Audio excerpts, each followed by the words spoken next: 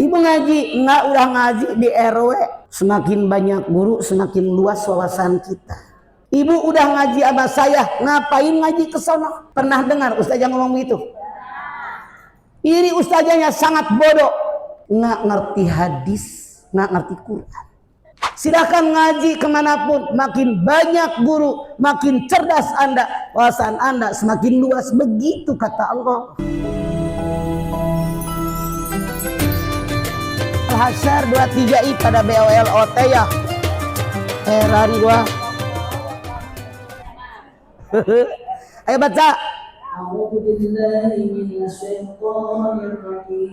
Bismillahirrahmanirrahim. Huwallahu alladzi la ilaha illa huwa la ilaha illa huwal malikul quddus salamul mu'minul muhaiminul azizul jabbarul mutakabbir. Subhanallahi amma yusyrikun. Huwallahul khaliqul bari'ul musawwir lahul asmaul husna. Yusabbihu lahu ma fis samawati wal ardi wa huwal 'azizul hakim. Shadaqallahul 'azim. Wallahu alladzi la ilaha illa huwa al-malikul qudusus salamul mu'minul muhaiminul azizul jabbarul mutakabbir. Subhanallahi amma yusrikun. Dialah Allah, tidak ada Tuhan yang patut disembah kecuali Dia. Siapa Dia? Al-Malik, Dia Maharaja. Al-Qudus, Maha Suci. Nah, kita sedang bercerita sifat Allah Asmaul Husna, di antaranya Al-Qudus, Allah Maha Suci.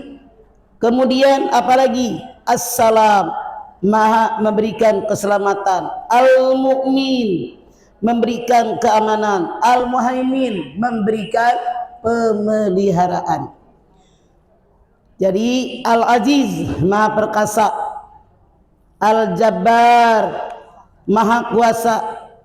Al-Mutakabbir, Maha memiliki keagungan. Subhanallahi amma yusyrikun. Maha suci Allah dari apa yang mereka persekutukan. Jadi sifat Allah itu Al-Qudus, Maha Suci. Suci dari segala-galanya, karena Dia Maha segala-galanya. Beda sama kita. Baju bersih dipakai, jadi kotor nggak? Badan aja yang sehari mandi, saya mandi rata-rata 4-5 kali. Karena saya paling nggak suka kalau ketemu orang yang keteknya bau, yang bajunya bau. Makanya saya hobi mandi. Masya Allah, rajin mandi tetap aja ada kotoran, betul nggak? Rajin mandi tetap aja ada sesuatu yang tidak orang suka dengan kita.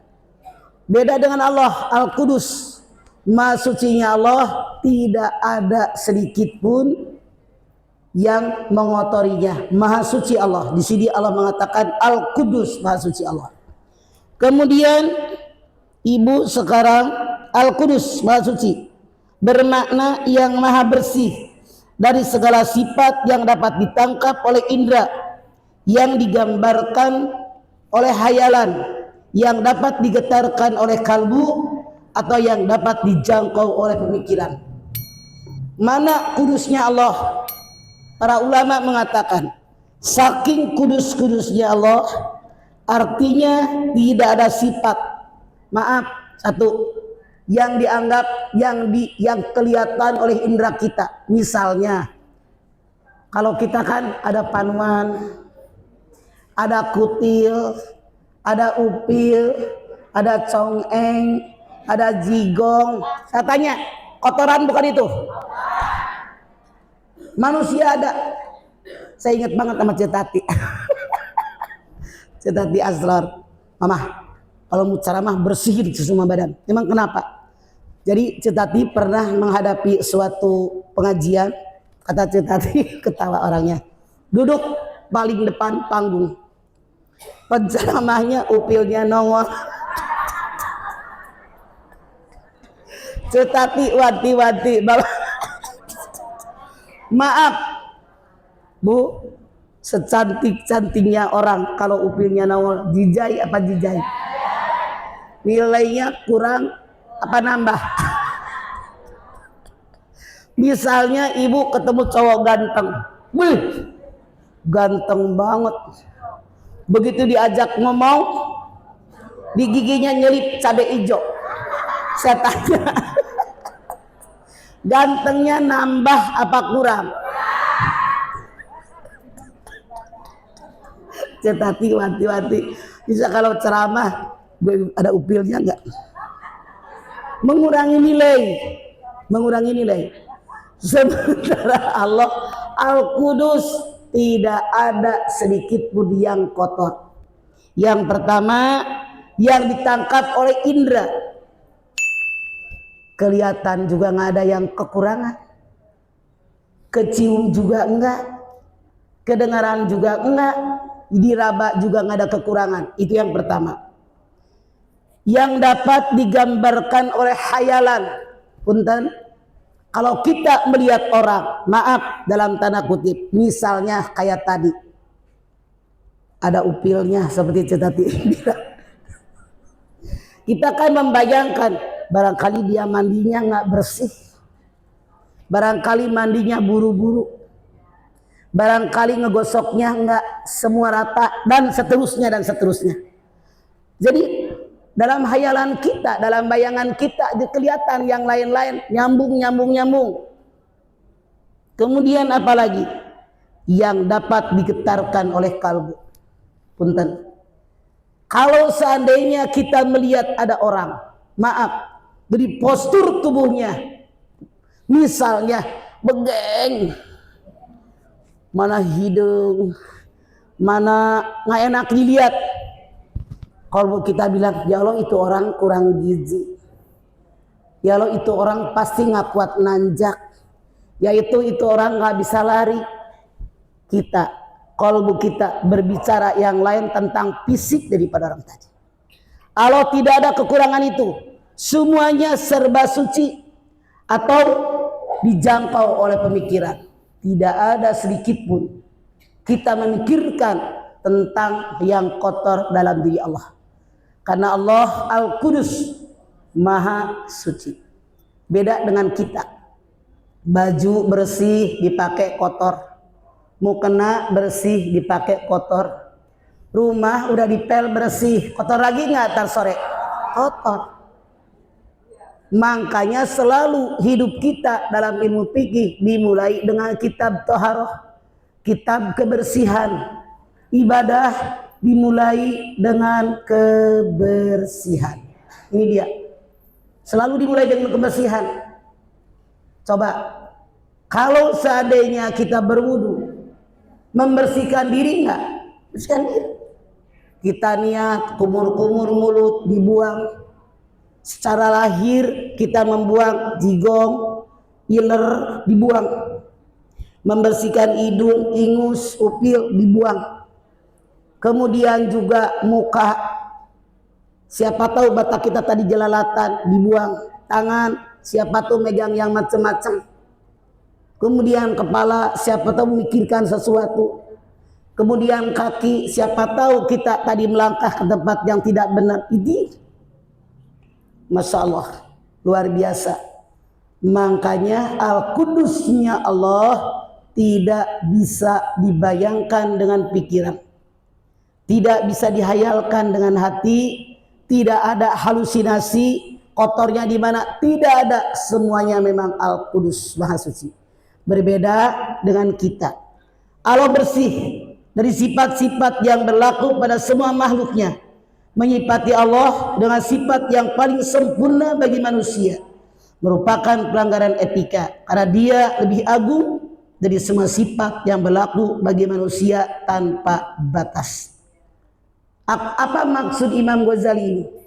Kalau kita sebagai manusia memberikan menyifati Allah yang berlaku pada makhluknya, misalnya Allah ini kotor kalau tidak mandi, kalau tidak cuci muka, kalau tidak buang tai mata, itu artinya dia sudah tidak beriman, kata Imam Ghazali.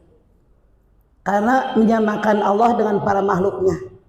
Jangan Anda membayangkan sesuatu yang terdapat dalam diri kita sebagai seorang makhluk dengan Khalik beda. Yang mencipta Khalik, yang dicipta makhluk beda apa sama?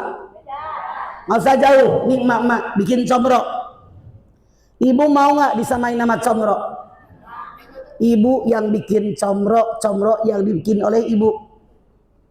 Ibu, dasar muka lu kayak comro, mau nggak gitu? Memang. Makanya Imam Ghazali mengatakan, kalau kita sebagai seorang makhluk menyamakan sifat Allah dengan sifat kita sebagai makhluk, itu sudah jatuh iman kita, maka sudah tidak beriman. Jangan membayangkan sesuatu yang bukan pikiran kita. Itu ranahnya Allah. Kemudian ibu sekarang lihat bagaimana yang namanya manusia bertasbih. Ibu lihat di dalam Al-Baqarah ayat 30.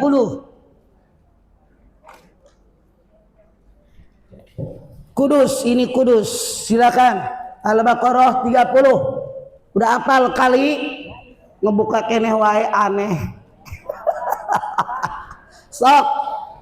Ayo. Misal Al-Baqarah hafal-hafal. Ayo. Tadi mic-nya di mana? Mangga.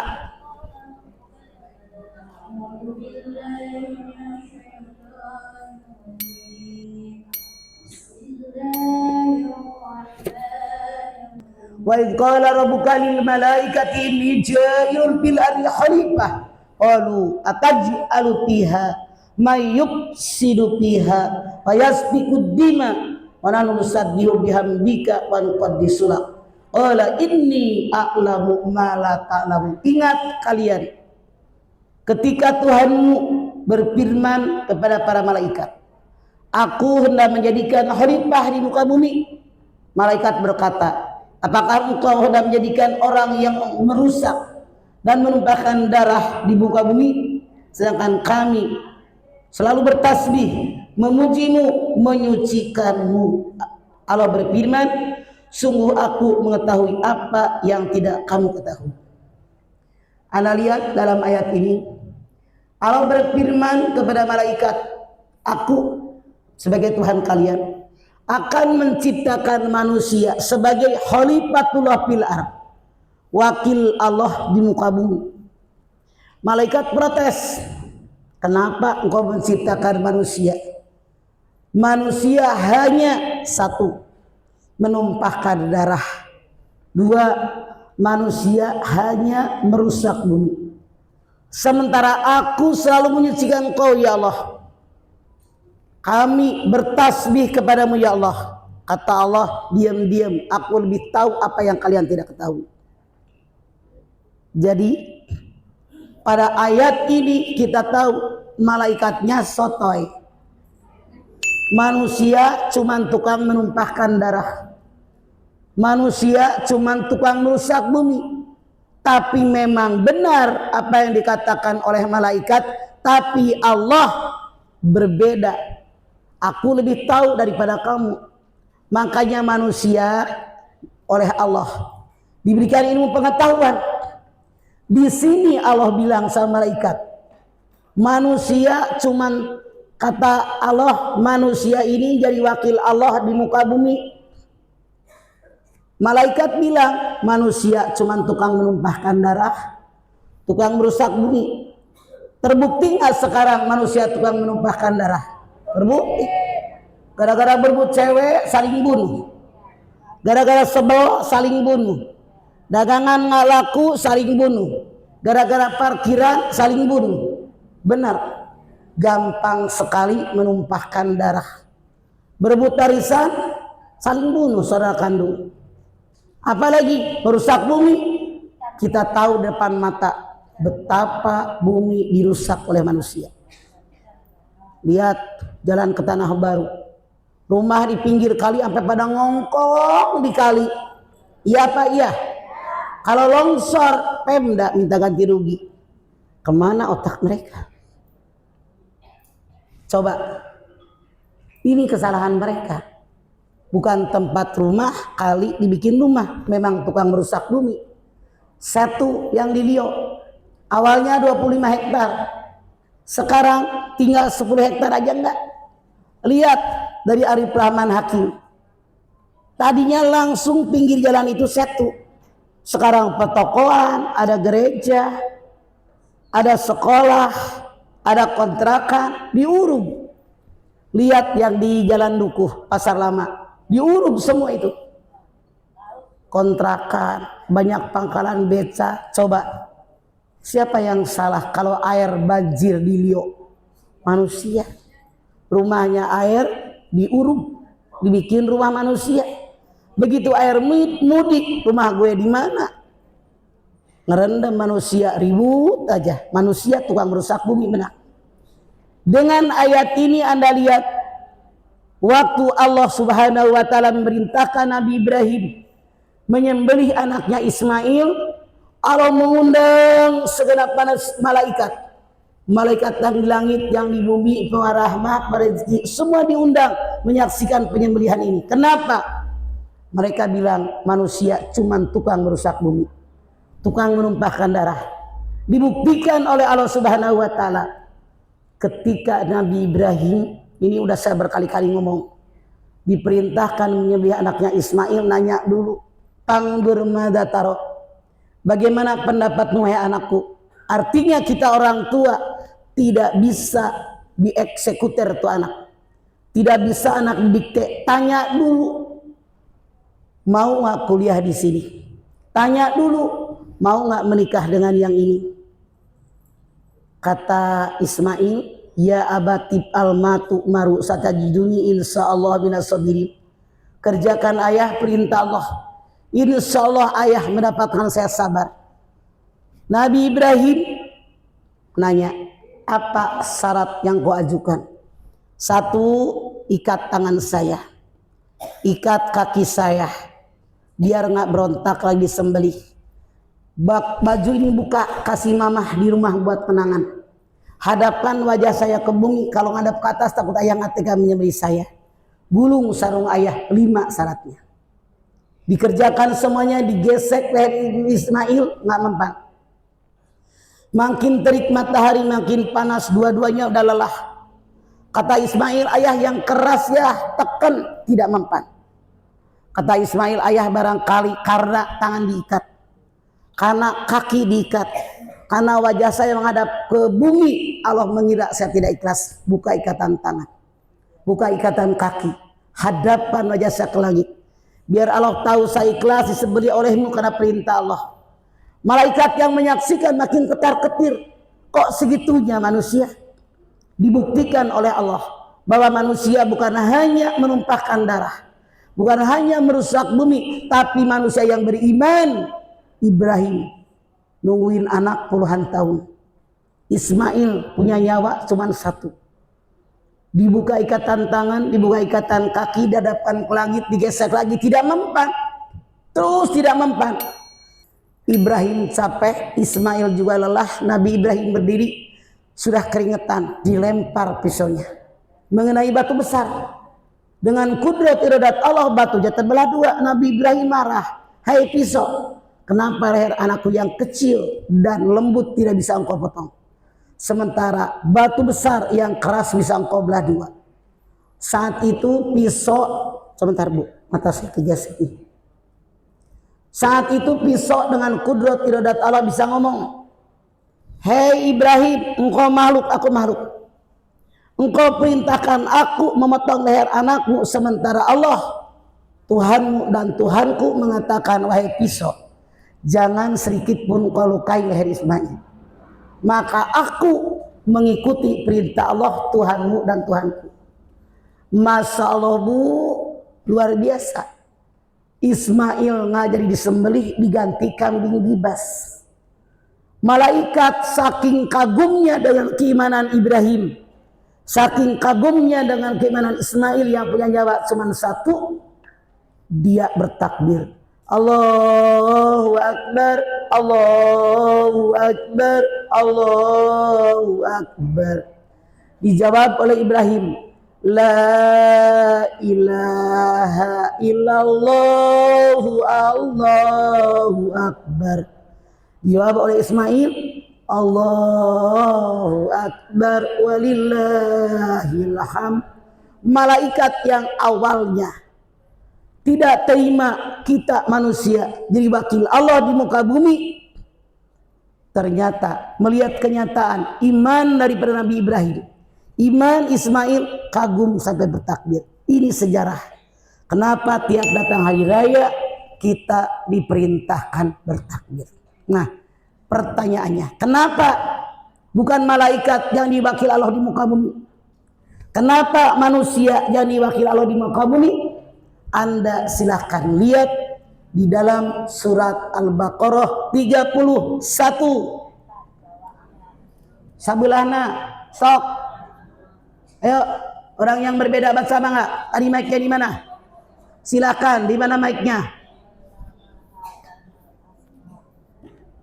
Sok.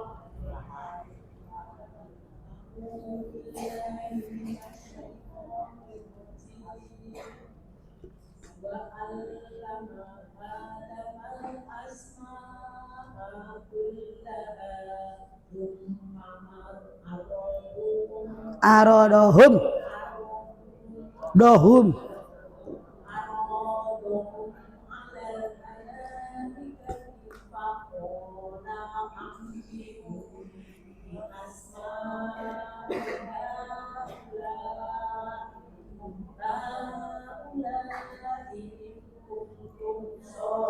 wa 'allama Adam al-asma' kullaha summa aradahum 'alal malaikah faqala anbi'uni bi asma'il in kuntum shadiqin. Lalu Allah ajarkan kepada Adam nama-nama benda semuanya. Kemudian Allah perintahkan kepada malaikat seraya berfirman, sebutkan kepadaku nama-nama benda ini kalau kamu orang benar. Tadi kan dalam ayat 30 mereka menolak, malaikat menolak. Diundang oleh Allah. Betapa manusia yang beriman rela berkorban segala-galanya karena iman kepada Allah.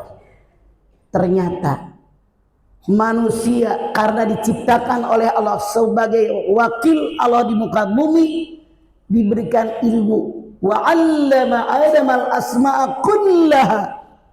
Allah ajarkan nama-nama semua yang dikelilingi semuanya tanpa kecuali. Apa hikmah yang kita ambil?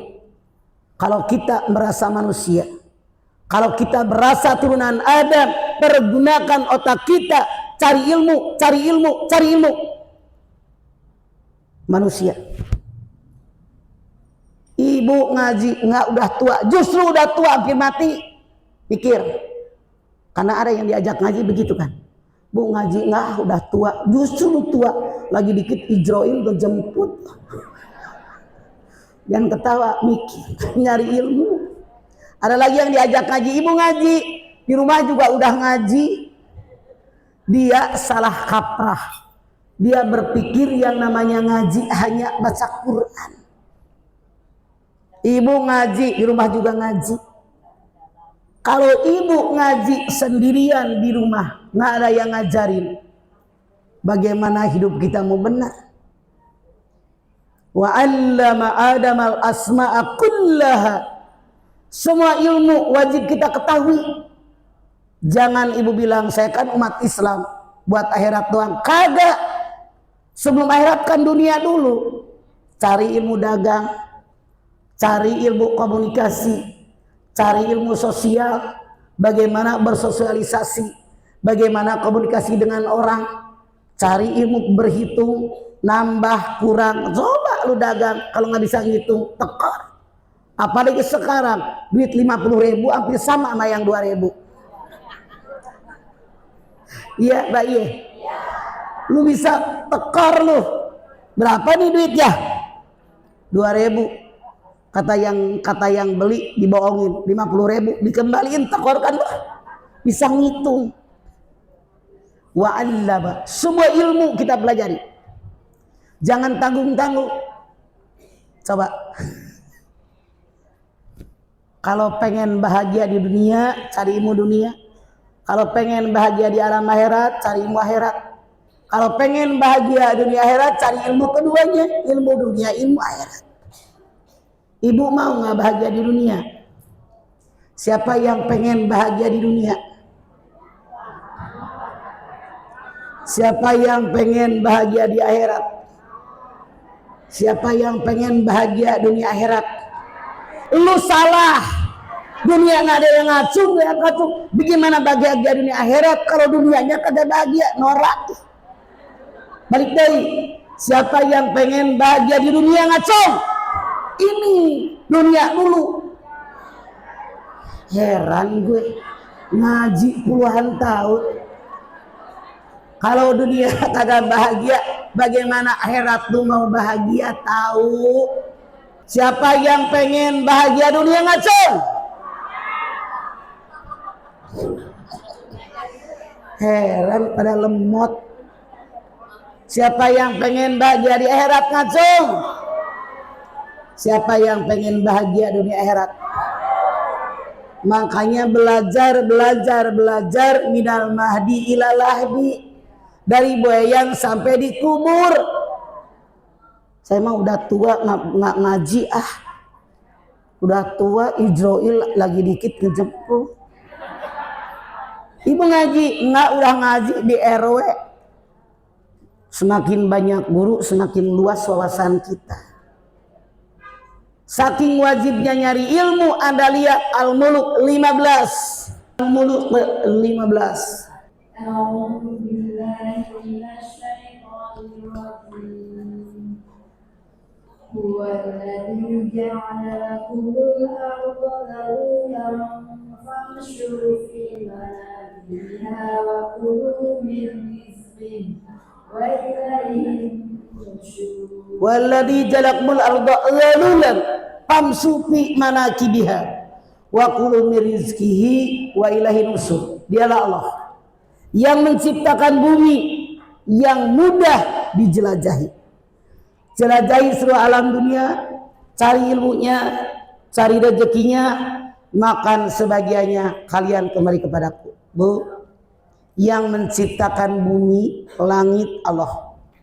Bumi lalulan, mudah dijelajahi. Hari gini, apa yang susah kita ngidar-ngidar dunia?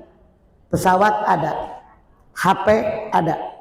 Kejadian di tempat mana saat ini langsung kita bisa dilihat. Ini dia zarulan. Cari ilmunya keliling dunia. Perintah Allah, hadis Nabi, balau bisin. Walaupun sampai negeri Cina, Bu, maaf, banyak para ustazah yang sampai detik ini nggak ngerti Quran, nggak ngerti hadis. Ibu udah ngaji sama saya, ngapain ngaji ke sana? Pernah dengar ustazah ngomong begitu? Ini ustazahnya sangat bodoh, nggak ngerti hadis, nggak ngerti Quran. Hadis Nabi mengatakan walau bisin, walaupun di negeri Cina 15 abad yang lampau, di Cina belum ada yang beragama Islam. Artinya kita sebagai hamba Allah nyari ilmu kepada siapapun, walaupun orang tadi tidak beragama Islam, selama ilmunya bermanfaat. Itu tadi hadis. Ini ayat. Kata Allah nyari ilmu keliling dunia.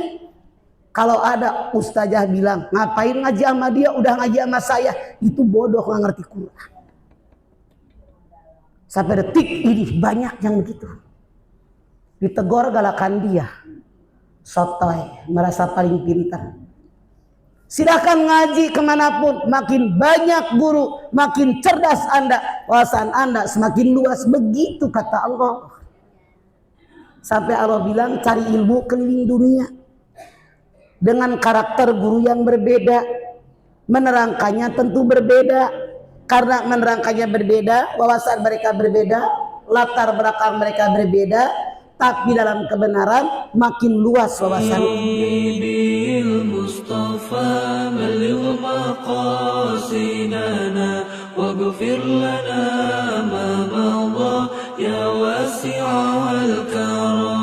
Muhammadun sayyid